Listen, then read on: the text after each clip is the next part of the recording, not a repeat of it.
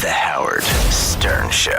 Have you gotten any directives on how to handle how political things are getting now? At this point, it's heating up to the point where, I mean, okay, so Trump comes out. Did you mention with the protests? we are. How do you cover that? I'm proud of our network because, and really all of them now are, you do cover it. Right. You could not even show it. That's right. You can time the breaks before a game, and typically we don't show the anthem unless it's a big event. Right.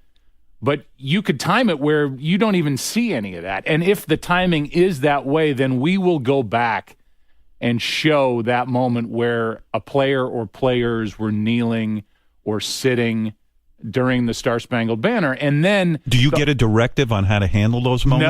No, like we talked about the last time, I think Fox trusts me enough to know that I'm going to come up with the right thing to say, because the hard thing is there's so little time. Right. Because you're there to do the game. And now you've rolled this in, and there's basically a clock counting down to the next play. Do you think Trump was crazy to get involved in all of this? I agree with what Bob Kraft, who, by the way, is one of his close friends and paid a lot of money for the inauguration. And I agree with the way Bob Kraft put it, that it was the tone of how he said what he said. You know, I've always looked at the police. Then that's where this started. Right. Let's not this confuse. was about protesting police brutality. Correct. Let's not confuse that with some sort of military kneel down and I don't respect the flag and I don't respect the men and women. That's not what it was about. That's not what it's about. That's not where it started. Right. And you know what? Colin Kaepernick, it's basically cost him his career. Has it? Yeah. Was he again, I don't know anything about it. He was the initial guy.